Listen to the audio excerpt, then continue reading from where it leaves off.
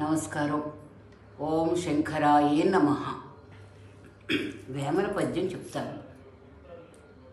తప్పులెన్ను వారు తండోపతండంబు లుర్వేజనులకెల్ల ఉండు తప్పు. తప్పులెన్ను వారు తమ తప్పులెరుగరు విశ్వదాభిరామ వినురవేమా. తప్పులెన్ను వారు తండోపతండులు, తప్పులెంచేవారు చాలామంది ఉంటారు. కానీ కొంతమంది వాళ్ళ తప్పులు తెలుసుకుంటారు. ఉర్వజనులకల్లా ఉండు తప్పు.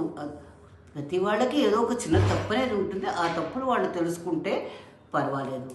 తప్పులెన్ను వాడు తమ తప్పులెరుగరు. ఎదటి వాళ్ళ తప్పులు ఎంచేవాళ్ళు వాళ్ళు ఏం తప్పు పని చేస్తున్నారో వాళ్ళకి తెలియదు. దానికి ఒక చిన్న ఉదాహరణ. తాయారమ్మ గారింటికి రుక్మిణి అనే అమ్మాయి వచ్చి పెళ్లి గారు చాలా రోజులు అయింది, ఎలా ఉన్నారు, బాగున్నారా అని పలకరించింది. బాగానే ఉన్నామమ్మా, ఏదో ఇలా కాలక్షేపం చేస్తున్నాం. మాకు రోజు ఒక భాగవతమా ఎవరు చదువుతున్నారండి చెప్పండి, ఏ టైం చదువుతారు, నేను వస్తాను ఆ టైంకి. అది కాదు, మా పక్కన సుభద్రమ్మ గారు ఉంది కదా, ఆవిడ ఏమిటంటే ఆ కోడల్ని రాసి రంపని పెట్టేస్తుంది అనుకో, అలా కష్టపెట్టేస్తుంది. ఇంట్లోనా పని మనిషి లేదు, పొద్దున్నే పాపం లేస్తుంది, పొద్దున్నే ఇంటి పనులు అన్నీ చేస్తుంది. అన్నీ చేసినా కూడా ఏదో ఒకటి వంకబెట్టి సాధిస్తూనే ఉంటుంది. పొద్దున్నే ఇవిడికి కాఫీ అలవాటు.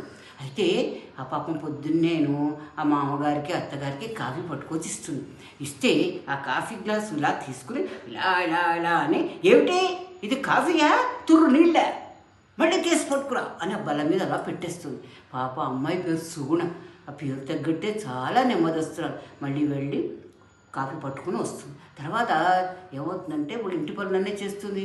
మధ్యాహ్నం అయ్యేసరికి భోజనం టైం అవుతుంది కదా, చక్కగాను భోజనం వడ్డిస్తుంది.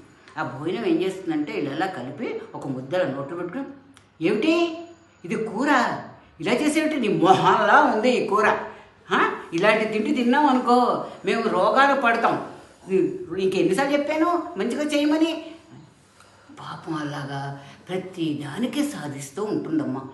అవునా పిన్ని గారు, నేను వస్తాను, పిల్లలు స్కూల్ నుంచి వచ్చే టైం అయిపోయింది, మళ్ళీ వస్తాను అని అమ్మాయి గబగబా వెళ్ళిపోతుంది. రుక్మిణి వెళ్ళిపోతుంటే ఆమె దారిలోనూ ఆమె ఫ్రెండ్ కనిపిస్తుంది. ఏమిటి ఎక్కడికి వెళ్ళి వస్తున్నావే?